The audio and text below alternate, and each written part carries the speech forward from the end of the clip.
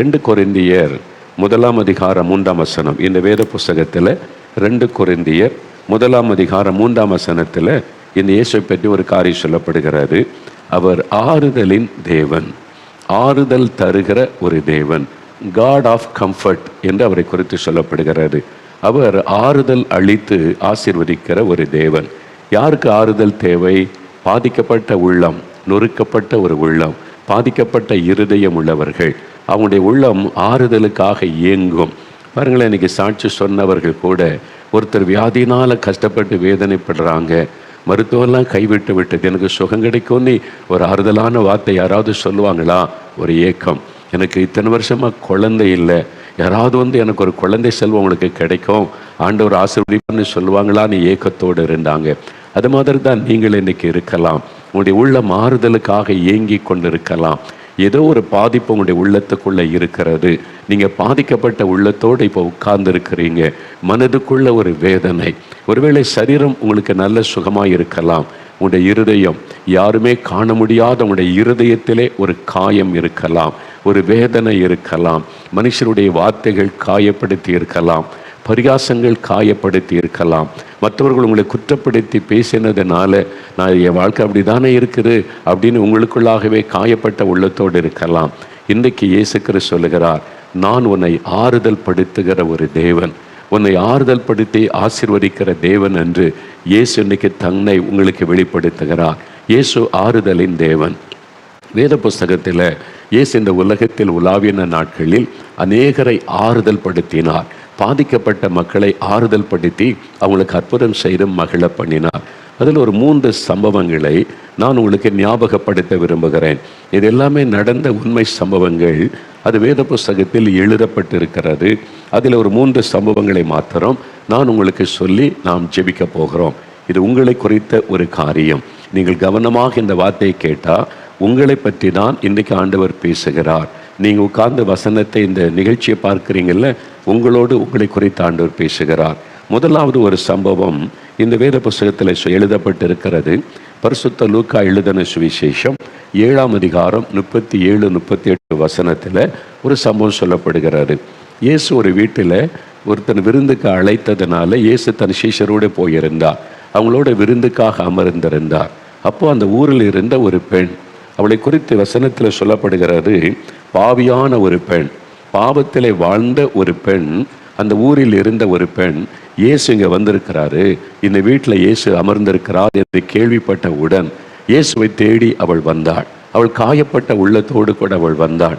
அவள் வந்த உடனே வசனம் சொல்கிறது, அவருடைய பாதங்களின் அருகே பின்னாக நின்று அழுது கொண்டு இயேசுடைய பாதங்களை தன் கண்ணீரினால் நனைத்து தன் தலைமயிரினால் துடைத்து அவருடைய பாதங்களிலே முத்தம் செய்து விழுந்து கிடந்தாள். இயேசுடைய பாதத்தில் வந்து விழுந்து விட்டாள். அவருடைய கண்களிலே கண்ணீர் வடிகிறது. இயேசுடைய பாதத்தை நனைக்கிறது. அவருடைய பாதத்தை பிடித்து கொண்டு அழுகிறாள் ஒரு பெண், கண்ணீர் வடிக்கிறாள். அவருடைய இருதயம் காயப்பட்டதுனால, அவருடைய உள்ளத்தில் ஒரு வேதனை இருந்ததுனால, அவளுக்கு ஒரு ஆறுதல் தேவையாக இருந்ததுனால இயேசுவை தேடி வந்திருக்கிறாள். அவருடைய உள்ளத்தில் அப்படி என்ன துக்கம், என்ன பாதிப்பு, அவளுக்கு என்ன ஆறுதல் தேவை அப்படின்னா, பாவத்தினால் உண்டான காயம் அவருடைய வாழ்க்கையிலே காணப்பட்டது. பாவம் ஒரு மனிதனுடைய உள்ளத்தை காயப்படுத்தி விடும். பாவத்தினால் உண்டான காயம்தான். இவளுக்கு வியாதி கிடையாது, பிசாசு பிடித்தவளும் கிடையாது, வேற பண பிரச்சனையும் கிடையாது. வேதம் சொல்லுகிறது, பாவியான ஒரு பெண், அவளுடைய பிரச்சனை பாவம். அதாவது அவள் ஒரு வாலிப பெண். அவள் கண்கள் இச்சித்தபடி, மாமிசம் இச்சித்தபடி, தான் விருப்பப்படி வாழ்ந்தால் சந்தோஷமாக இருக்கலாம். இன்றைக்கி அப்படி தானே நிறைய பேர் நினைக்கிறாங்க. வாலிபர்கள், வாலிப பெண் பிள்ளைகள் பாருங்க, அவங்க இஷ்டத்துக்கு வாழ விட்டால் சந்தோஷமாக இருக்கலாம் அப்படின்னு நினைக்கிறாங்க. கட்டாயப்படுத்தி அது கண்டிப்பாக இருந்தால் அப்பாவும் பிடிக்கலை அம்மாவும் பிடிக்கலைன்னு சொல்கிறாங்க. அப்போ இந்த மகளை அவள் இஷ்டப்படி வாழ்ந்தாள். கண்கள் விரும்பினபடி, மாமிசம் விரும்பினபடி அவள் விரும்பின பாவத்திலே வாழ்ந்தாள். எந்த பாவம் தனக்கு சந்தோஷத்தை கொடுக்கும், இன்பத்தை கொடுக்கும், மகிழ்ச்சி கொடுக்கும் என்று எண்ணினாலோ அதே பாவத்தினால் இப்போ பாதிக்கப்பட்டு விட்டாள். பாவம் ஒரு மனிதனை பாதிப்புக்குள்ளாக்கி விடும், சமாதானத்தை கெடுத்து விடும், நிம்மதியை குலைத்து விடும், குற்ற மனசாட்சியை கொண்டு வந்து விடும், அவனுடைய நிம்மதியாக தூங்க முடியாத ஒரு சூழ்நிலை உண்டாக்கி விடும். பாவம் ஒரு மனிதனுடைய சமாதானத்தை கெடுத்து விடும் என்று வேதம் தெளிவாய் சொல்லுகிறாரு. அவளுக்கு பணம் வந்தது, அவள் விரும்பினதெல்லாம் செய்கிற அந்த சின்ன சின்ன சிற்றின்ப சந்தோஷம் இருந்தது. ஆனால் உள்ளம் காயப்பட்டு சமாதானமற்று உள்ளம் தவித்தது. இப்போ அவனுடைய உள்ளத்தில், ஐயோ இந்த பாவத்தினால் நான் பாதிக்கப்பட்டு விட்டேன், யார் என் பாவத்தை மன்னிப்பாங்க, யார் இந்த பாவத்திலிருந்து விடுதலை தருவாங்க, இந்த ஏக்கம் அவளுக்குள்ளே வந்து விட்டாரு. ஏன்னா இப்போ எல்லாரும் சொல்கிறாங்க இவள் பாவி, இவள் பாவி என்று ஊருக்கே தெரிந்து விட்டாரு. இப்போ அந்த வீட்டுக்காரனே சொல்கிறான், இவள் பாவியான பெண், இவள் எப்படி இந்த வீட்டுக்குள்ளே வந்தாள், இவள் எப்படி இயேசுவின் பாதத்தை தொட முடியும், இயேசு அவளை விரட்டி விட வேண்டும், இவள் பாவியான ஒரு பெண், அவளால் பாதிக்கப்பட்டவங்க நிறைய பேர், இவள் பாவி என்பதை ஊருக்கே தெரியுமே, இவள் எப்படி இயேசுவண்டை வரலாம் என்று அந்த வீட்டில் அந்த சொந்தக்காரன் மனசிலே நினைக்கிறான். அந்த அளவிற்கு அவளுடைய பாவத்தினாலே பாதிக்கப்பட்ட ஒரு பெண். பாவம் பாதிப்பை கொண்டு வரும். அநேகருக்கு ஆரம்பத்திலே தெரிவதில்லை. அநேக வருஷங்களுக்கு முன்னால் நாகர்கோயில் பட்டணம் இருக்கார், கன்னியாகுமரி மாவட்டத்தில். நாகர்கோயில் பட்டணத்திலிருந்து ஒரு வாலிப மகள் எனக்கு ஒரு பெரிய கடிதம் கண்ணீரோடு எழுதியிருந்தாள்.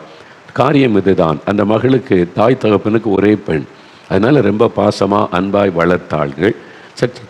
பெற்றோரோடு சர்ச்சுக்கெல்லாம் போவாள், பக்தியோடு வளர்க்கப்பட்டாள். ஸ்கூலில் படிக்க வரைக்கும் ரொம்ப பக்தி, ரொம்ப அப்பா அம்மா சொல்லபடி கேட்டு நல்ல தேவனுடைய பிள்ளையாகத்தான் பக்தியாகத்தான் இருந்தாள். இப்போ ஸ்கூல் முடிந்து காலேஜுக்கு போன உடனே ஒரு புது உலகத்தை பார்க்கிறாள். காலேஜ், அங்கே படிப்பு, அங்கே பிள்ளைகள் நடந்து கொள்ளுகிற விதம், ஜாலியாக இருக்கிறது, சந்தோஷமாக இருக்கிறது. இதுவரைக்கும் சின்ன பிள்ளையாக இருந்தோம், அப்பா அம்மா கட்டுப்படுத்தினாங்க. இப்போது நம்ம இந்த வயசில் தான் ஜாலியாக இருக்கணும், இதெல்லாம் அந்த வாலிப பிள்ளைகள் சொல்லுகிற வார்த்தைகள். அதனால் இப்போ காலேஜில் போய் ஃபஸ்ட் இயர் ஜாயின் பண்ணி சில மாதங்கள் தான் ஆகியிருந்தது. அப்பா அம்மா கிட்ட ஒன்று சொன்னாள், எனக்கு ஒரு பையனை பிடிச்சிருக்குது, நான் அவன் கூட தான் வாழுவேன், அவனை திருமணம் செய்து கொள்ளுவேன்னு சொல்கிறா. பெற்றோருக்கு எப்படி இருக்கும், அதிர்ச்சி அடைந்தார்கள். இப்போ தான் ஃபஸ்ட் இயர் படிக்கிற, இன்னும் 3 வருஷம் முடிக்கணும், அதுக்கு மேலே 2 வருஷம் படித்து நீ போஸ்ட் கிராஜுவேட் பண்ணால் தான் நல்ல வேலை கிடைக்கும், அதுக்கப்புறம் வேலைக்கெல்லாம் போன பிறகு தான் இதை பற்றியே யோசிக்கணும். இப்போ சின்ன பிள்ளை இந்த வயசில் இதை யோசித்து தீர்மானம் எடுக்கக்கூடாதுன்னா அதெல்லாம் முடியாது, நான் இப்படி தான், எனக்கு அது பிடிச்சிருக்கு, நான் விரும்புகிறபடி தான் வாழுவேன் அப்படின்னு சொல்லி பெற்றோர் எவ்வளவோ சொல்லி பார்த்தாங்க, அழுது பார்த்தாங்க, கண்ணீர் வடித்தாங்க. நான் இப்படி தான், எனக்கு அதான் சந்தோஷம், அதான் மகிழ்ச்சி. அவளுக்கு கண்கள் விரும்பினரும் மாமிசம் விரும்பினரும் இன்பமாய் தெரிந்தது. அதனால் பெற்றோருடைய கண்ணீரும் அவளுக்கு பெருசாக தெரியல. அதனால் அவங்க அப்பா அம்மா சொல்றதையும் கேட்கவில்லை. ஒரு நாள் பாருங்கள், வீட்டு விட்டே போய்விட்டாள், அவனோடு வாழ போய்விட்டாள். எனக்கு அப்பா வேண்டாம் அம்மா வேண்டாம், இருந்த நகைகளை எடுத்துக்கொண்டு, ஒரே பிள்ளை தானே மகளுக்காக சேர்த்து வச்சுருந்தாங்க, எடுத்துட்டு வீட்டை விட்டு போய்விட்டாள். அந்த வாலிபனோடு வாழ ஆரம்பிச்சிட்டாள். அங்கே போய் ஏதோ திருமணம் செய்து அவளே வாழ ஆரம்பித்து விட்டாள். பெற்றோருக்கு எப்படி இருக்கும், மனமுடைந்து போனாங்க, அழுதாங்க, கண்ணீர் வெடித்தாங்க, இந்த மாதிரி மகள் அவமானப்படுத்திட்டு போயிட்டாளேன்னு சொல்லி. சில நாட்கள் கழித்தாரு. என்ன இருந்தாலும் பெற்றோருடைய உள்ளல்ல, ஒரே மகள், சரி மகள் தப்பு பண்ணிட்டாலும் நம்ம அவளை விட்டுறக்கூடாதுன்னு சொல்லி மறுபடியும் அவளை சேர்த்து கொண்டாங்க. அவளுக்கு அவனுக்கு என்ன உதவி செய்யணுமோ செய்கிறோன்னு எல்லாம் செய்தார்கள். அவளை திருமணம் பண்ணினவன் என்ன சொன்னான், நான் வெளிநாட்டில் போய் சம்பாதிச்சா நிறைய பணம் சம்பாதிக்கலாம், வெளிநாட்டில் வேலை கிடைக்க வாய்ப்பு இருக்குது, அதுக்கு கொஞ்சம் பணம் வேண்டும், உங்கள் அப்பா அம்மாட்ட வாங்கி கொண்டு வான்னு சொல்லி அவங்க பெற்றோரிடத்துல போய் கேட்டு, சரி மகளுக்காக அவங்க செய்கிறாங்க, சேர்த்து வைத்து அந்த பணத்தை கொடுத்து, இவர் நகையிலும் கொஞ்சம் வச்சு அவளை பணத்தை கொடுத்து, சரி நான் சொன்ன நான் போய் வேலை தேடிட்டு உன்னை கூப்பிட்டு கொள்கிறேன் என்று சொல்லிட்டு போனான். போனவனுக்கு வேலை கிடச்சிட்டு அங்கே போய் செட்டில் ஆகிட்டான். ஒரு நாள் ஒரு கடிதம் அனுப்பினான், எனக்கு நல்ல வேலை கிடச்சிட்டு இப்போ நல்லா செட்டில் ஆகிட்டேன், இனிமேல் உனக்கும் எனக்கும் சம்மந்தம் இல்லை, என் வாழ்க்கையை நான் பார்த்துக்கொள்கிறேன், உன் வாழ்க்கையை நீ பார்த்துக்க அப்படின்னு கடிதம் எழுதி விட்டான். அங்கேருந்து நான் உங்கள்கிட்ட வாங்கின பணத்தை நான் கடனாய் பெற்றுக்கொண்டதாக வைத்து கொஞ்சம் கொஞ்சமாக உனக்கு திருப்பி தந்துடுவேன் அப்படின்னு கடிதம் எழுதி விட்டான். இவள் கர்ப்பவதியாகி கர்ப்பத்தில் குழந்தை இருக்கிறாரு. இந்த கடிதம் அவளை அதிர்ச்சிக்குள்ளாக்கிற்று. இப்போ கண்ணீரோட ஒரு பெரிய கடிதம் எனக்கு எழுதியிருந்தால், அங்கள் ஒரு மனிதனுடைய பாவம் அவனை தொடர்ந்து பிடிக்கும் என்ற வேத வசனத்தின் அர்த்தம் இப்போதான் எனக்கு தெரியுது. எங்கள் அப்பா அம்மா சொன்னபோது எனக்கு தெரியல, அவங்க கண்ணீரோடு எனக்கு சொன்னபோது எனக்கு புரியலை. என் கண்கள் ஈச்சது மாமிசம் விரும்பினதை தான் செய்வேன்னு நான் அந்த பாவத்தை துணிகரமாக செய்து அந்த சின்ன வயசில் என் பெற்றோருக்கு கீழ்ப்படியாமல் போய்விட்டேன். ஆனால் இப்போது என்னுடைய கர்ப்பத்தில் வர்ற குழந்தைக்கு தகப்பன் எங்கே, அவன் உனக்கு எனக்கு சம்மந்தம் இல்லைன்னு எழுதிட்டான். இனி என்னுடைய எதிர்காலம், என் குழந்தை தகப்பன் அப்பா யாருன்னு கேட்டால் என்ன சொல்லுவேன், இப்போ வாழ்க்கையே நரகமாகி விட்டது என்று கண்ணீரோடு அவள் எழுதியிருந்தாள். பாவத்தினுடைய விளைவு ஒரு மனிதனை காயப்படுத்தும், வேதனைப்படுத்தும், கண்ணீரிலே கொண்டு வந்து விடும். அப்படி தான் இந்த மகள் ஆரம்பத்தில் ரொம்ப சந்தோஷப்பட்டிருப்பார், நான் விரும்பினபடி வாழ்கிறேன், இஷ்டப்படி நடக்கிறேன் என்று. அதே பாவம் அவருடைய வாழ்க்கையை சீர்குலைத்து சமாதானத்தை கெடுத்து விட்டது. இப்போ அவருடைய உள்ளம் இயங்குகிறது, யார் என்னை மன்னிப்பாங்க, யார் என்னை சேர்த்து கொள்வாங்க, எல்லாரும் என்னை பாவின்னு ஒதுக்குறாங்க. எங்கள் தெருவில் இருக்கிறவங்க, எங்கள் ஊரில் இருக்கிறவங்க எல்லாருக்கும் என் வாழ்க்கை தெரிந்து விட்டது.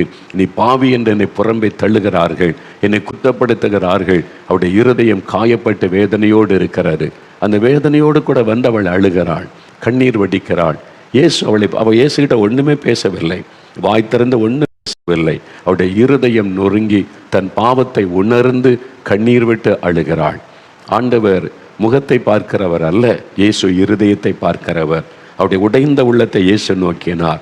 அவளுக்குள்ளே பாவ உணர்வு இருக்கிறது, மனம் திரும்புதல் இருக்கிறது, அவருடைய இருதயம் காயப்பட்டு இருக்கிறது. அவளுக்கு ஒரு ஆறுதலான வார்த்தை தேவை. அதனால் இயேசு என்ன சொல்லுகிறார்? 48வது வசனத்தில் இயேசு சொல்லுகிறார், மகளே, உன் பாவங்கள் உனக்கு மன்னிக்கப்பட்டது. 50வது வசனத்தில் இயேசு சொல்லுகிறார், நீ சமாதானத்தோടെ போ. ஆண்டவர் அவளுக்கு சொல்லுகிற 2 வார்த்தைகள், உன் பாவம் உனக்கு மன்னிக்கப்பட்டது, நீ சமாதானத்தோടെ போ. அதுக்கு தான் அவனுடைய உள்ளம் ஏங்கி கொண்டிருந்தது. யார் என் பாவத்தை மன்னிப்பாங்க? இந்த பாவம் என் மனசாட்சியை பாதிக்கிறது. இந்த பாவத்தினாலே சமாதானத்தை நான் இழந்து விட்டேன். இனி என்னால் நிம்மதியாய் வாழ முடியுமா?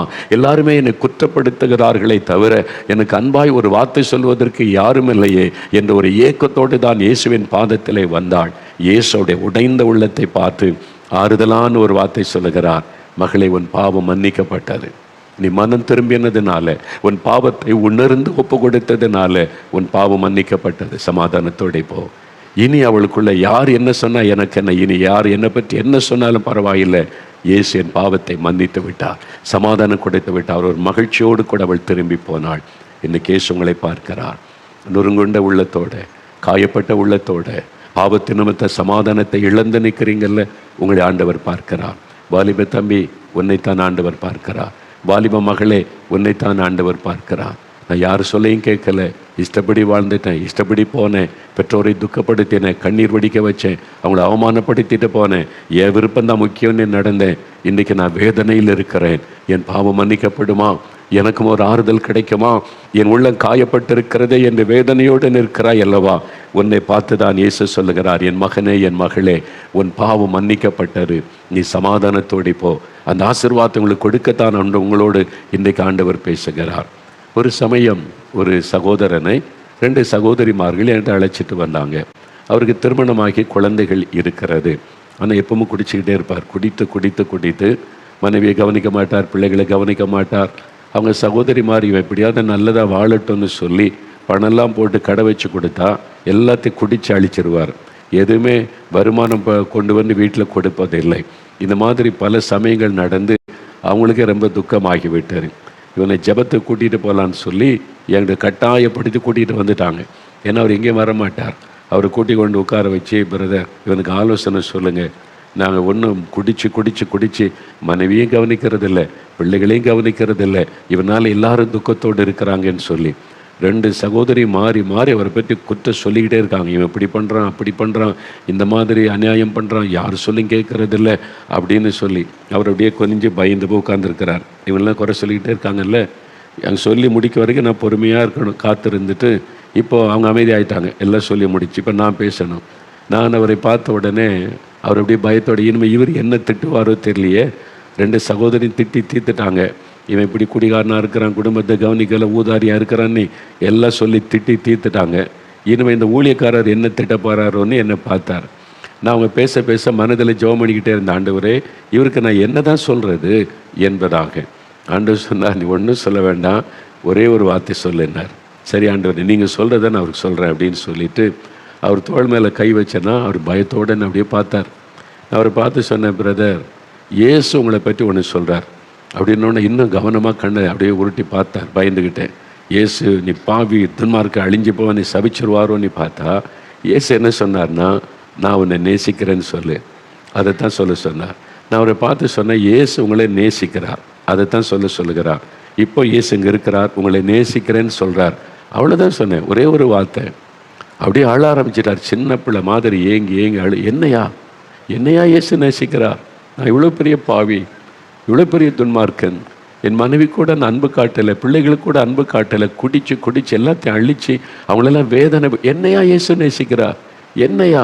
ஆமாம், இயேசு நேசிக்கிறார் உங்களை.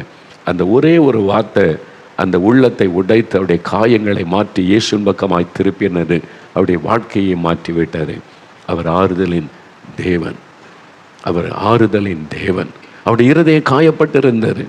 வெளியில் அவங்க பார்க்கிறது வேறு, உள்ளத்துக்குள்ள என்னால் இந்த குடியை விட முடியலையே, உண்மையாய் கடவுளை என்னை நேசிப்பாரா, எனக்கு அன்பு காட்டுவாரா, அந்த ஏக்கம் உள்ளத்தில் இருந்தது. இப்போ இயேசு சொல்லுகிறார், நான் உன்னை நேசிக்கிறேன். நீங்கள் பாவி என்று குடும்பத்தார் உங்களை ஒதுக்கலாம், நீ ஒரு துன்மார்க்கன் குடிகாரன் என்று உலகம் உங்களை பரிகாசம் பண்ணலாம், ஒதுக்கலாம். இயேசு சொல்லுகிறார், நான் உன்னை நேசிக்கிறேன் மகனே, நான் இன்னும் உன்னை நேசிக்கிறேன். I love you. அந்த அன்பு உங்களை மாற்றிவிடும். உங்களை பாவத்திலிருந்து விடுதலையாக்கி பாவ மன்னிப்பின் சமாதானத்தை உங்களுக்குள்ளே கொண்டு வரும். அன்றைக்கு அந்த ஆண்டவர் அந்த மகளுடைய காயத்தை மாற்ற சொன்னார். உன் பாவங்கள் உனக்கு மன்னிக்கப்பட்டது, சமாதானத்தோടെ போ. இன்றைக்கு அதே இயேசு உங்களை பார்த்து சொல்லுகிறார், என் மகனே, என் மகளே, உன் பாவத்தை நான் மன்னிக்க ஆயத்தமாக இருக்கிறேன், உனக்கு சமாதானம் கொடுக்க ஆயத்தமாக இருக்கிறேன். பாவி என்று உன்னை புறம்பே நான் தள்ள மாட்டேன்.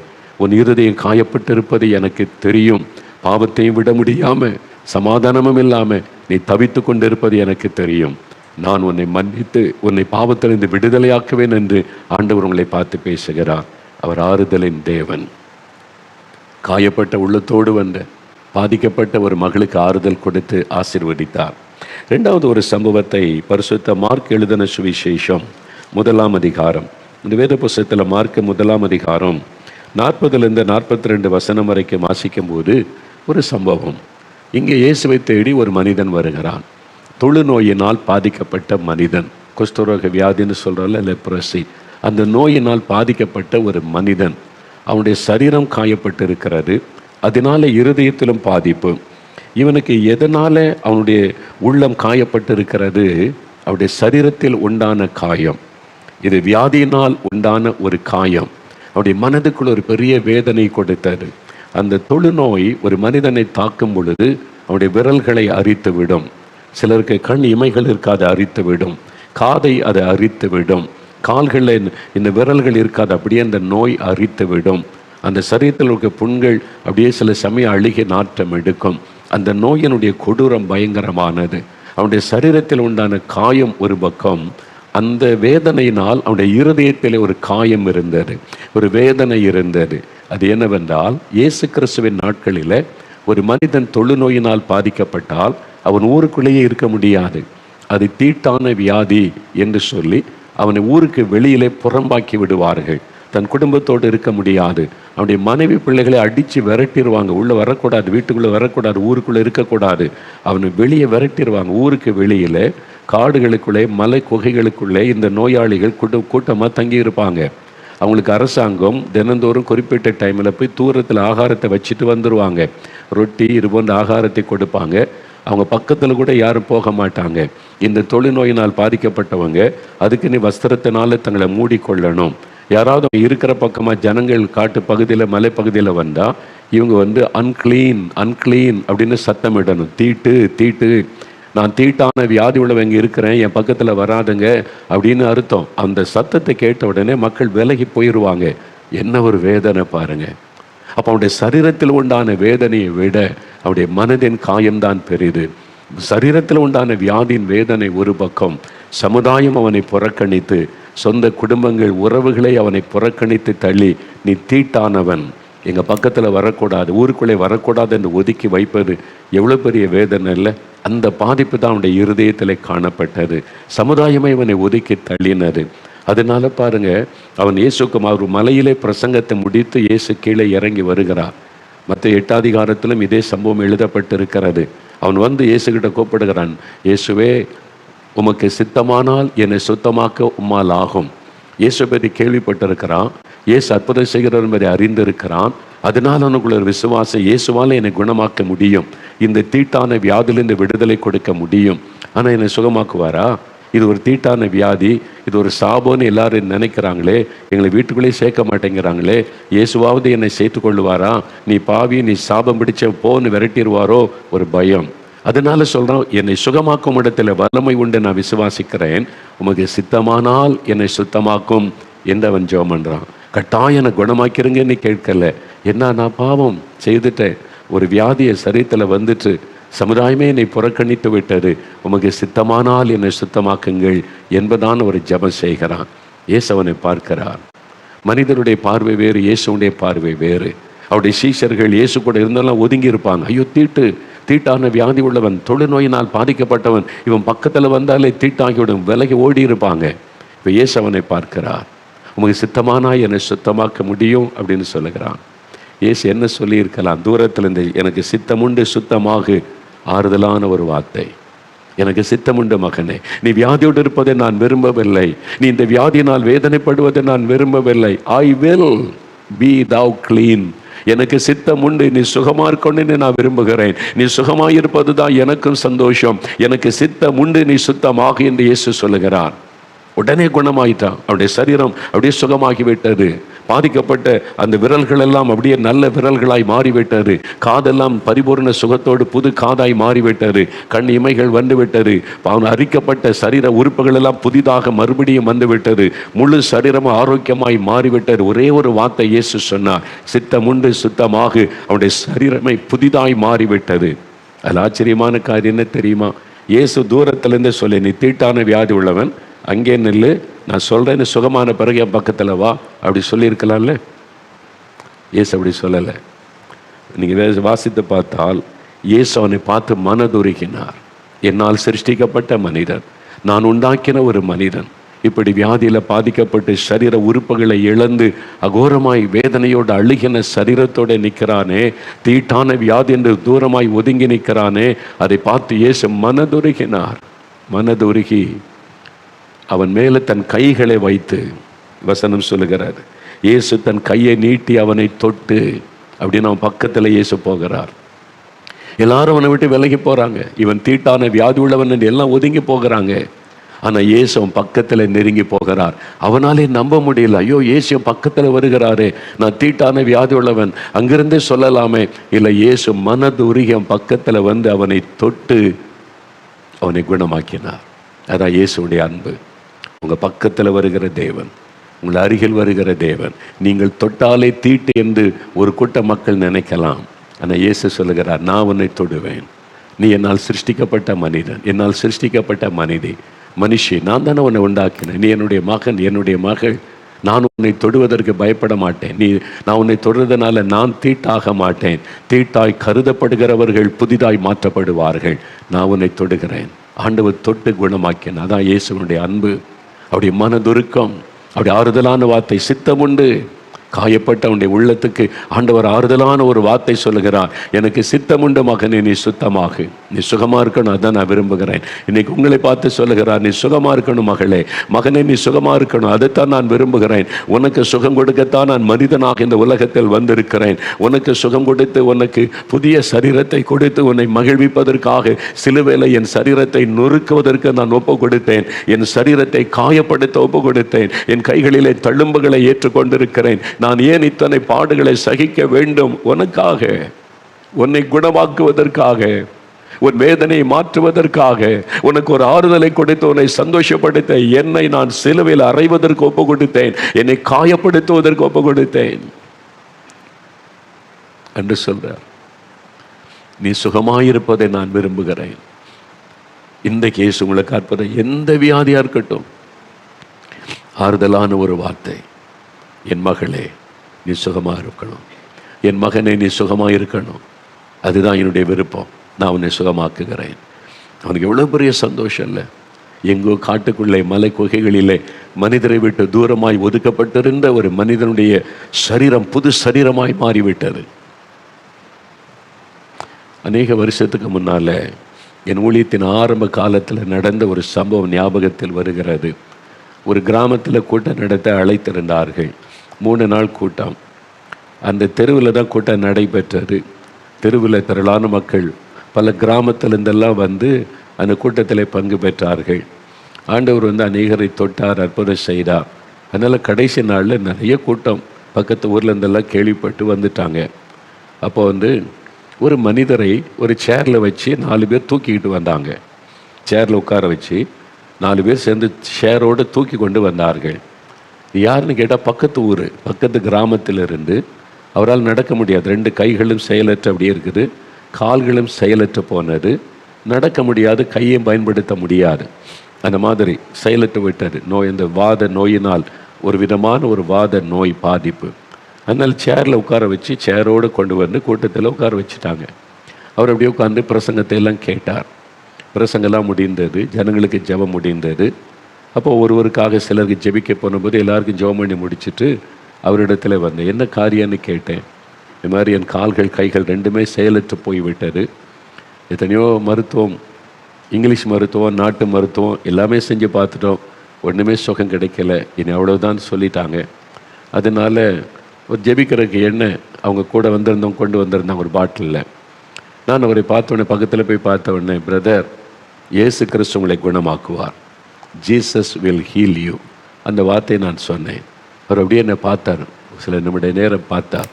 திரும்ப சொன்ன, இயேசு உங்களை குணமாக்குவார், பயப்படாதங்க அப்படி சொல்லிவிட்டு நான் ஜெபம் பண்ணினேன். உடனே ஒரு மாற்றமும் ஏற்படவில்லை. அவங்க கொண்டு வந்த இப்போ எண்ணெய், ஜெபத்துக்காக கொண்டு வந்ததை ப்ரேயர் பண்ணி கொடுத்துட்டேன், இதை பூசி ஜெபம் பண்ணுங்க அப்படின்னு சொல்லி இந்த சேர்லேயே தூக்கிட்டு போயிட்டாங்க. ஒரு மாதம் கூட ஆகலை, ஒரு 2-3 வாரம் இருக்கும். அந்த ஊரில் இருக்கிற ஒரு ஊழியக்காரர், அவரை பார்ப்பதற்கு நான் போயிருந்தேன். அவர் அந்த பாதிக்கப்பட்ட மனிதர் இருந்த கிராமம், அங்கே ஒரு ஊழியக்காரர், எனக்கு தெரிந்த ஊழியக்காரரை பார்க்க அந்த ஊருக்கு நான் போயிருந்தேன். நான் வந்திருப்பதை கேள்விப்பட்டு இந்த சகோதரர் வந்தார், சேரில் தூக்கிட்டு வந்தாங்கல்ல, அவர் நடந்து வந்தார். நல்லா நடந்து 2 கைகளையும் பயன்படுத்தி வந்து என் கையை பிடித்து குலுக்கி பேசினார். நான் ஒரு ஆச்சரியமாக பார்க்குறேன். என்ன, இப்போ தான் 2 வாரத்துக்கு முன்னால் பார்த்தேன், சேரில் உட்கார வச்சு தூக்கிட்டு வந்தாங்க, நடக்க முடியாமல் இருந்தார். நான் ஆச்சரியமாக அவரை பார்க்குறேன். என்ன ஆச்சரியமாக பார்க்குறீங்க, நான் சுகமாயிட்டேன் அப்படின்னு சொன்னார். இப்போ என்னால் நடக்க முடியுது, கையெல்லாம் பயன்படுத்த முடியுது அப்படின்னு எனக்கு ஆச்சரியம், நம்ப முடியாத அளவுக்கு ஒரு அற்புதம். நான் அவரை பார்க்குறேன். சொன்னார், பிரதர், ஐயா, நான் சுகமான காரணமே நீங்கள் தான். என்ன சொல்கிறீங்க அப்படின்னு கேட்டேன். நான் ஜெபிக்கும் போது உடனே ஒன்றும் நடக்கலையே. இல்லை, நான் இங்கிலீஷ் மருத்துவம் பல டாக்டர் இடத்துல போய் இவ்வளோ பணம் செலவு பண்ணேன். எனக்கு வைத்தியம் செய்தவங்களாம் சில நாட்கள் கழித்து இதை எங்கள் மருந்துக்கு கட்டுப்படலை, சுகமாகிறது கஷ்டம், இன்னும் உங்களுக்கு சுகமாகாதுன்னு அனுப்பிட்டாங்க. நாட்டு வைத்தியம், வைத்தியரிடத்தில் போய் அவங்க என்னென்னவோ எனக்கு ஆயில் போட்டு தடவுறது, செய்கிறது, லேகியம் எல்லாம் கொடுத்து பார்த்தாங்க. அது சில மாதங்கள் ட்ரீட்மெண்ட் எடுத்து சுகமாகலை. அவங்களும் சொல்லிட்டாங்க, இது சுகமாகாது, நீங்கள் சுகமாகிறது கஷ்டம்னு சொல்லிட்டாங்க. இது மாதிரி பலர்கிட்ட இப்போ நான் போனேன், வைத்தியம், ஜெபம் எல்லாம் போனேன். ஆனால் யாருமே என்னை பார்த்து நீங்கள் சுகமாவீங்கன்னு யாரும் சொல்லலை. ஆனால் அன்றைக்கு நீங்கள் என்னை பார்த்த உடனே சொன்னீங்க, பயப்படாருங்க, இயேசு உங்களை குணமாக்குவார் அப்படின்னு சொன்னீங்க. அந்த வார்த்தை என்னை தொட்டது. யாருமே சொல்லலையே, நான் சுகமாவேன்னு யாரும் சொல்லலை, நான் சுகமாகிய நடப்பேன்னு இதுவரைக்கும் யாரும் எனக்கு சொல்லலை. நீங்கள் என்னை பார்த்த உடனே சொன்னீங்க, அது என் உள்ளத்தை ஆறுதல் படுத்தினது, எனக்குள்ள ஒரு விசுவாசத்தை கொண்டு வந்தது. இயேசு என்னை குணமாக்குவார், இயேசு என்னை குணமாக்குவார், இயேசு என்னை குணமாக்குவார். அந்த வார்த்தை என் இருதயத்தில் தொனித்து கொண்டே இருந்தது. நீங்கள் ஜோமணி கொடுத்த எண்ணெயை நானே எடுத்து இயேசுவின் நாமத்தில் சுகம் உண்டாகும், இயேசு என்னை குணமாக்குவார், இயேசு என்னை குணமாக்குவார், என் கை கால்களை எண்ணெய் பூசி நானே ஜெபமணினேன். நான் ஜெபிக்க ஜெபிக்க ஜெபிக்க என் கைகள் செயல்பட ஆரம்பித்தது, கால்கள் செயல்பட ஆரம்பித்தது, நரம்புகள் எலும்புகள் சுகமானது, நார்மல் ஆயிட்டேன். ஒரு ஆறுதலான வார்த்தை, அப்படி உள்ளம் ஏங்கிக் கொண்டிருந்தது. ஒரு ஆறுதலான வார்த்தைக்காக இயேசு சொன்னார், நீ சுகமாவாய், நீ சுகமாவாய், நான் உன்னை குணமாக்குவேன். இன்னைக்கு ஆண்டவர் இயேசு சொல்லுகிறார், என் மகனை, நான் உன்னை சுகமாக்குவேன், நீ சுகமாவாய் மகனே, எனக்கு சித்தம் உண்டு, நீ சுகமா இருக்கணும் மகளே, நான் உன்னை குணமாக்குவேன். மருத்துவம் என்ன வேண்டுமானாலும் சொல்லட்டும், அவங்க இருக்கிற நிலைமையை சொல்லுவாங்க, இதுதான் கண்டிஷன், இப்படி தான் நடக்கும், அதனால் ஒன்றும் செய்ய முடியாது. நான் இயற்கைக்கு அப்பாற்பட்ட காரியத்தை செய்கிற தேவன். இயேசு சொல்லுகிறார், முடியாததை முடிய செய்கிற தேவன், நடக்க முடியாதென்று நினைக்கிறதை நடத்தி காட்டுகிற தேவன், அவர் அற்புதங்களின் தேவன். இன்றைக்கு இப்பொழுது உங்களை தொட போகிறார். உங்களுடைய குழந்தை செயலற்று போன உறுப்புகளோடு இருக்கிறதா? உங்கள் வீட்டில் யாரோ மரண படுக்கையில் இருக்கிறாங்களா? இனி அவ்வளவுதான் என்கிற சூழ்நிலையில் நீங்கள் காணப்படுகிறீங்களா? இயேசுவாலே முடியும். ஒரே ஒரு தொடுதல் போதும். Just one touch of Jesus Christ will heal you completely. அவர் அற்புதங்களின் தேவன். அவர் உங்களை பார்த்து சொல்லுகிறார், நான் உன்னை நேசிக்கிறேன், அவர் நீங்க எந்த மதத்தை சார்ந்தவளாகவும் இருக்கலாம், இதுவரை எந்த நம்பிக்கையோடையவளாகவும் இருக்கலாம். இன்றைக்கு இயேசுன்ற பெயரை விசுவாசித்து நீங்க அவரை நோக்கி பார்க்குறீங்களா? அவர் சொல்லுகிறார், நான் உன்னை நேசிக்கிறேன் மகனே, நான் உன்னை குணமாக்குவேன் என்று சொல்றார். ஆறுதலான ஒரு வார்த்தை. நொறுங்குண்ட உள்ளத்தோடு சமுதாயத்தால் புறக்கணிக்கப்பட்ட நிலைமையில் இந்த மகனுக்கு ஒரு ஆறுதலான வார்த்தை உங்களுக்கு சொல்லுகிறார். வெறும் வார்த்தையில் அல்ல, அவருடைய வார்த்தை வெறும் வார்த்தை கிடையாது. அவர் சொல்லிட்டா அதை ஆறுதல் படுத்துவதற்கு, மாற்றுவதற்கு ஒரு அற்புதத்தை அவர் செய்கிறார். மூன்றாவது இன்னொரு சந்தர்ப்பத்தை குறித்து பரிசுத்த லூக்கா எழுதின சுவிசேஷம் 7ஆம் அதிகாரத்திலே தான் 11ஆம் வசனம் முதல் வாசிக்கும் போது, இயேசு நாயின் என்று சொல்லப்பட்ட ஊருக்கு வருகிறார். அந்த ஊருக்கு பேர் நாயின். இப்பவும் அந்த ஊர் இருக்குது. இது பைபிளில் எழுதப்பட்டது 2000 வருஷத்துக்கு முன்னால். அதே ஊர் இப்பவும் இருக்குது, இதே பெயரில் இருக்குது. நாங்கள் போயிருக்கிறேன். அது இயேசு பேர் வளர்ந்த ஊராகிய நேசரத் இருக்குல்ல, அது பக்கம் அந்த கானா ஊரில் இருக்குல்ல, அது பக்கத்தில் தான் நாயின் என்ற ஊர் இப்பவும் அதே பெயரில் தான் அந்த ஊர் இருக்கிறது. ஒரு மலை சரிவில் அந்த ஊர் இருக்கிறது. இயேசு அங்கே தான் போகிறார். நாயின் என்ற ஊருக்கு போகும்போது இயேசுடைய சீஷர்கள், திரளான மக்கள் இயேசுக்கு பின்னால் போகிறாங்க. இவங்க அந்த ஊருக்குள்ளே போய் கொண்டு இருக்கும்போது அந்த ஊருக்குள்ளே இருந்து ஒரு ஊர்வலம் வருகிறது. அது சவ ஊர்வலம். அடக்கத்துக்கு ஒரு வாலிபனை, மரித்து போன ஒரு வாலிபனை கொண்டு போகிறாங்க. அடக்கத்தை ஊருக்கு வெளியில் இருக்கிற கல்லறை தோட்டத்தில் தானே புதைப்பாங்க. அதனால் அவனை சுமந்து கொண்டு வர்றாங்க. வசனம் சொல்லுங்க, ஊராரில் திரளான மக்கள் அந்த சவ ஊர்வலத்தில் இருக்கிறாங்க. ஏனென்றால் மரித்து போனவன் ஒரு வாலிபன், இளம் வாலிபன் மரித்து விட்டான். அதனால அந்த ஊரே திரண்டு வந்து இருக்கிறாரு. அந்த வாலிபனுடைய மனைவி ஒரு விதவை பெண், கைம்பெண், ஒரே மகன். யோசித்து பாருங்க, அந்த விதவை தாய்க்கு ஒரே மகன், அவனும் மரிச்சிட்டான். இப்போ அவங்க தனிமையாக்கப்பட்டு விட்டார்கள். அதனால அவங்க அழுது கொண்டே வர்றாங்க. அதனால ஊர் முழுவதும் திரண்டு வருகிறது. பாவம், இந்த விதவையினுடைய ஒரே மகன் இறந்துட்டானே, இந்த அடக்கத்துக்கு போயிட்டு வரலான்னு ஊரே திரண்டு வருகிறாரு. அவனை சுமந்து கொண்டு சிலர் வர்றாங்க. அதுக்கு பின்னால இந்த விதவை தாய் அழுது கொண்டே வருகிறாள். எதிர்த்தாப்புல இயேசு தன் சீஷரோடும் ஒரு திரள் கூட்டமாக இயேசுவும் வருகிறார். இப்போ 2 ஊர்வலமும் சந்திக்கிறது இந்த ஊர்ல ஒரு பகுதியில், அந்த இடத்துல. அப்போ இயேசு கிறிஸ்து அந்த பெண்ணை பார்க்கிறார். வசனம் சொல்லுகிறது, அந்த விதவை அழுது கொண்டே வருகிறாள், கண்ணீர் அழுது கொண்டே வருகிறாள். அவளுக்கு எதனால் இந்த கண்ணீர் வேதனை? இழப்பினால் உண்டான வேதனை. இழப்பு. முதலாவது அவளுடைய கணவரை அவள் இழந்து விட்டாள். எவ்வளோ காலத்துக்கு முன்னால் கணவர் இறந்திருப்பார் தெரியாது. கணவரை அவள் இழந்து விட்டாள், விதவையாக்கப்பட்டாள். ஒரே ஒரு மகன். அதனால கணவரை இழந்த துக்கம் அவருடைய உள்ளத்தை பாதித்து எவ்வளோ நாள் கண்ணீர் வடித்தாளோ தெரியாது. ஆனால் மகன் நிமித்தம் தன்னை தேற்றி கொண்டு, சரி நமக்கு ஒரு மகன் இருக்கிறான், அந்த மகனையாவது வளர்த்து ஆளாக்குவோம், அவனால் நமக்கு ஒரு ஆறுதல் கிடைக்கும் என்று மகனை வளர்த்து கொண்டிருக்கிறாள். அவன் வாலிபனான போது அவனும் மரித்து விடுகிறான். வியாதி தாக்கி இருக்க வேண்டும், ஒரு வியாதியினால் பாதிக்கப்பட்டு மரித்திருக்க வேண்டும். என்ன காரணம் என்று சொல்லப்படவில்லை. ஆனால் அவன் மரித்து விட்டான். வியாதிப்பட்டு தான் மரித்திருக்க வேண்டும். அது மாதிரி மரணம் அடைந்து விட்டான். இப்போ 2வது இழப்பு. முதலாவது கணவரை இழந்து விட்டாள், அதுவே அவளுக்கு ஒரு வேதனை, காயம். இப்போ ஒரே ஒரு ஆதரமாக இருந்த மகனையும் அவள் இழந்து விட்டாள்.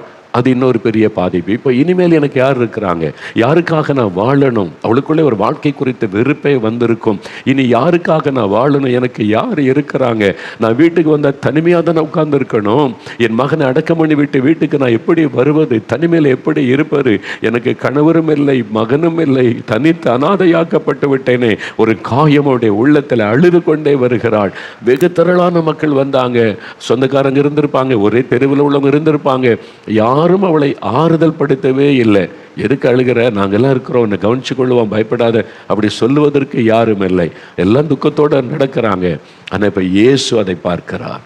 அழுது கொண்டு வருகிற அந்த பெண்ணை, அந்த விதவை தாயாரை ஆண்டவர் பார்க்கிறார். வசனம் சொல்லுகிறாரு, இயேசு மனதுருகினார். அந்த கண்ணீர் இயேசுடைய உள்ளத்தை உடைத்தது. அவனுடைய விதவை தாயினுடைய கண்ணீர் இயேசுடைய உள்ளத்தை உடைத்தது. இயேசு மனதுருகினார்.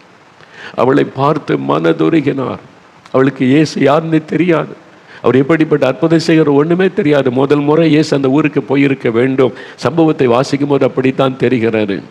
இப்போ இயேசு மனதுருகி அந்த பெண்ணிடத்தில் போய், அழாதே, டோன்ட் கிரை, வீப் நாட் என்று சொல்ல, அழாதே, ஆறுதலான ஒரு வார்த்தை சொல்லுகிறார். காயப்பட்ட உள்ளத்தோடு அழுது கொண்டிருக்கிற, இழப்புக்கு நடுவில் நிற்கிற ஒரு விதவையினுடைய வேதனையை அறிந்து கொண்டு ஆண்டவர் சொல்லுகிறார், நீ அழாதே. யாருமே அவ்வளோ ஆறுதல் படுத்தலை. ஆனால் இயேசு என்கிற ஆறுதலின் தேவன் சொல்லுகிறார், நீ அழாதே மகளே, என்னால் தாங்கிக் கொள்ள முடியவில்லை. நீ உன் கண்ணீரை என்னால் தாங்கிக் கொள்ள முடியவில்லை, உன் அழுகையை என்னால் தாங்கிக் கொள்ள முடியவில்லை, நீ அழாதே. வேறு வார்த்தையில சொல்லவில்லை. இவளுக்கு என்ன செய்தால் ஆறுதல் அடைவாள், என்ன நடந்தால் அவளுடைய கண்ணீரை துடைக்க முடியும்?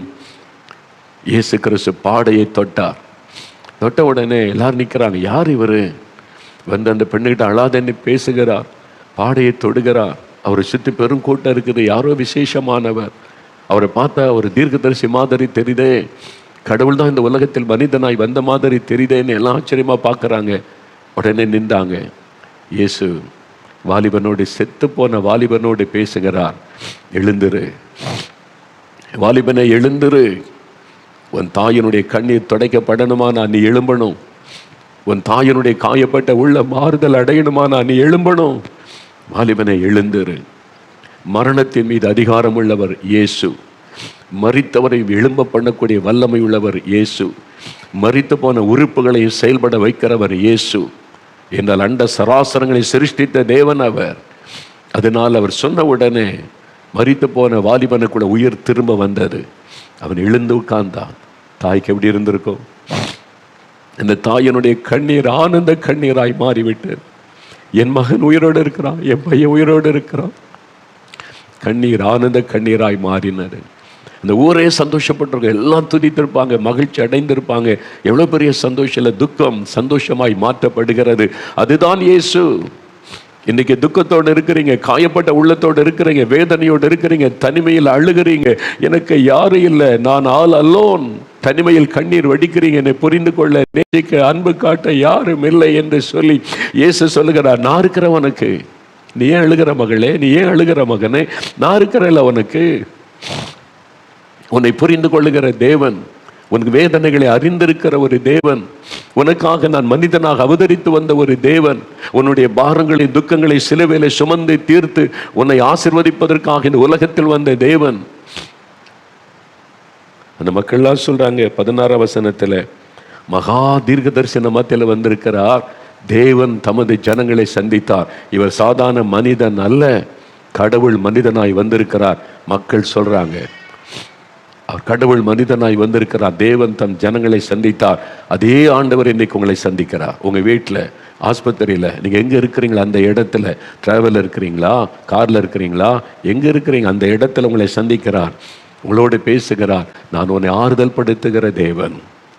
உன் உள்ளம் காயப்பட்டு இருக்கிறது, பாவத்தினால, வியாதியினால, இழப்பினால, நிந்தையினால, அவமானத்தினால, பரிகாசத்தினால, மற்றவங்க அற்பமா பேசுகிறதுனால உன் உள்ளம் காயப்பட்டு இருக்கிறது. உன் இருதயத்தில் அழுது கொண்டிருக்கிறாய், தனிமையில் கண்ணீர் வடிக்கிறாய், எனக்கு யாரும் இல்லையே என்று சொல்லி, நான் இருக்கிறேன் உனக்கு மகனே, நான் இருக்கிறேன் உனக்கு மகளே, உனக்காகத்தானே இந்த உலகத்தில் நான் வந்து சிலுவையில் என்னை மறிக்க ஒப்பு கொடுத்தேன், என்னை அடிக்கட்டும் நொறுக்கட்டும் என்று ஒப்பு கொடுத்தேன். உன் பாடுகளை நான் சுமந்தேன், உன் பாவங்களை நானே சுமந்தேன், உன் துக்கங்கள், வேதனைகள், அவமானங்கள், நிந்தைகள் சகலத்தை நான் சிலுவையிலே சுமந்தேன் உனக்காக. உன்னை ஆறுதல் படுத்த, உனக்கு ஒரு அற்புதம் செய்ய. பயப்படாத, பயப்படாத, நான் சூழ்நிலையை மாற்றுவேன், நான் உன்னை மன்னிப்பேன், நான் உன்னை குணமாக்குவேன், நான் உன் கண்ணீரை துடைப்பேன், இழந்து போனதை நீ திரும்ப பெற்றுக்கொள்ள செய்வேன் என்று ஆண்டவர் சொல்லுகிறார். அவரை நோக்கி நீங்க வேண்டிக் கொண்டா இன்றைக்கு உங்களுக்கு அற்புதம் செய்வார். என்னால் சிலுவை மரத்தில் மதிக்கத்தனை அர்ப்பணித்து, கைகளில் கால்கள் ஆணடிக்கப்பட்டு, ரத்தம் அடிய வடி அந்த சிலுவையில தொங்கினார். தலையிலே முள்முடி சூட்டப்பட்டு, முகமெல்லாம் ரத்தம், அவருடைய சரீரமெல்லாம் வாரினால் அடித்து கிழிக்கப்பட்டு, சரீரமெல்லாம் ரத்தம், அவருடைய ரத்தம் முழுவதையும் சிந்தினார். எதற்கு? இயேசு கிறிஸ்துவின் ரத்தம் சகல பாவங்களை நீக்க நம்மை சுத்திகரிக்கும். நமக்கு பாவத்திலிருந்து, சாபத்திலிருந்து விடுதலை கொடுக்க தன் ரத்தத்தை முழுவதும் சிந்தி கொடுத்தார். ஏன்? அவருடைய சரீரம் காயப்படுத்தப்பட்டது, அவருடைய தழும்புகளால் குணமாகிறோம் என்று வேத வசனம் சொல்லுகிறது. அந்த தழும்புள்ள கரத்தினால் தொட்டவுடனே வியாதி மறைந்து விடும், சாபத்தின் கட்டுகள் அறுக்கப்பட்டு விடும், வேதனை நீங்கி விடும். உங்களுக்காக சிலுவையிலே தன்னை அர்ப்பணித்த ஆண்டவர், மகனை உனக்காக, மகளை உனக்காக, தகப்பனை தாயை உங்களுக்காக இயேசு சிலுவையிலே தன்னையே பலியாய் கொடுத்தவர். மரணத்தை ஜெயித்து உயிரோடு எழுந்தார். ஆனால் காயங்கள் மாறலை. இன்னும் அந்த காயங்கள் இருக்கிறது. இன்னும் அந்த தழும்புகள் அவருடைய கையில் இருக்கிறது, அவருடைய தலையில் இருக்கிறது, அவருடைய விழாவில் ஈட்டி பாய்ந்த அந்த காயம் தழும்பு இருக்கிறது, கால்கள் இருக்கிறது. அதை பார்க்கும்போது ஆண்டவர் நினைக்கிற, என் பிள்ளைகளை குணமாக்கத்தானே தழும்புகளை ஏற்றுக்கொண்டேன் என்று உடனே அற்புதம் செய்கிறார். அவரை நோக்கி ஜெபிக்க போகிறோம். அப்படியே முழங்கால் படியிட்டு ஆண்டவருடைய பாதத்தில் நம்மை அர்ப்பணித்து அற்புதத்திற்காக ஜெபிக்க போகிறோம். முழங்காலில் நின்று ஜெபிக்க போகிறோம். முடிந்தவர்கள் முழங்கால் படியிட்டு கொள்ளுங்க. உங்கள் வீடுகளில் இருக்கிற இடத்தில் ஆண்டவருக்கு முன்னால் உங்களை தாழ்த்துவதற்கு அடையாளமாக முழங்கால் படியிட்டு, நீங்கள் ஒருவேளை எனக்கு அப்படிலாம் பழக்கம் இல்லைங்க, முழங்காலெல்லாம் நின்று பழக்கம் இல்லையேன்னா பரவாயில்ல, உட்கார்ந்து கொள்ளுங்க. ஆனால் கண்களை மூடி இருதயத்தில் இயேசுவை நினைத்து இயேசுவேன்னு சொல்லி ஜெபிக்கணும். அவங்க பாருங்கள், இயேசுவே அப்படின்னு கூப்பிட்டாங்க. இயேசுவேன்னு இருதயத்தில் சொல்லி ஜெபிக்கணும்.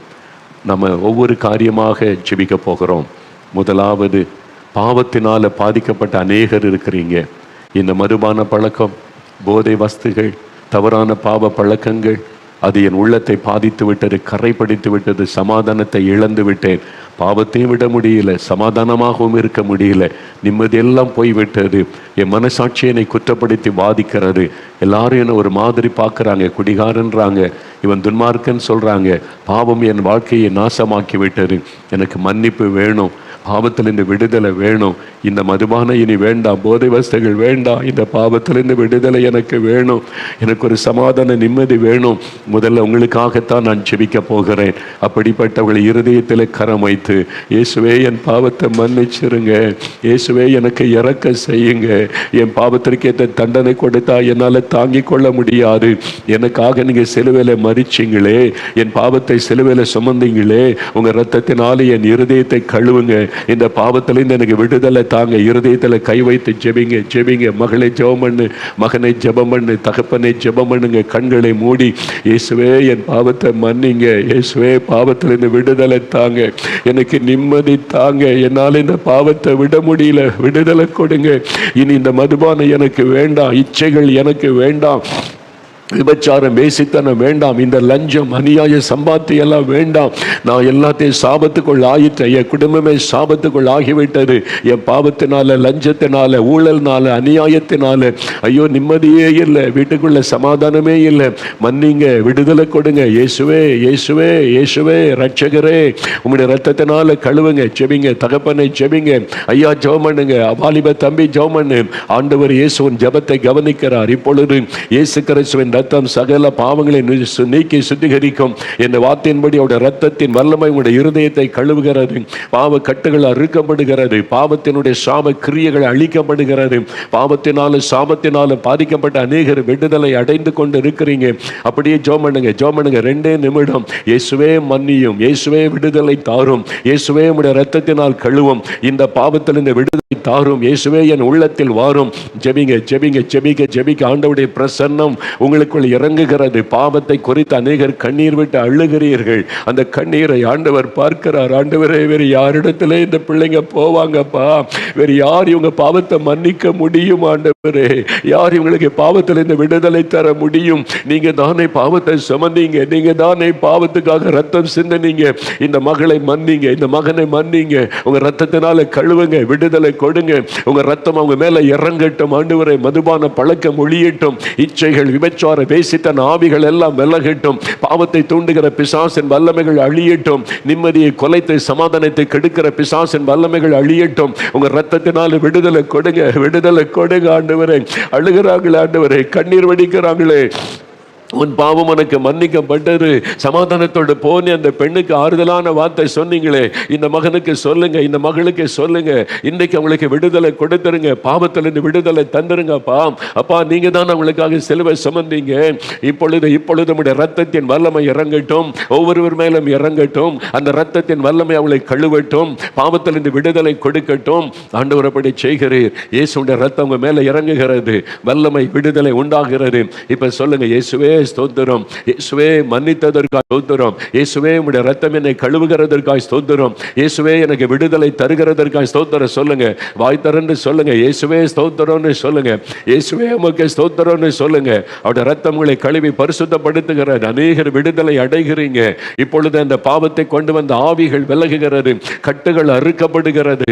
இன்றைக்கு உங்களுக்கு ஒரு விடுதலையின் நாள், ரட்சிப்பின் நாள், பாவத்திலிருந்து விடுதலை பெறுகிற நாள் இது.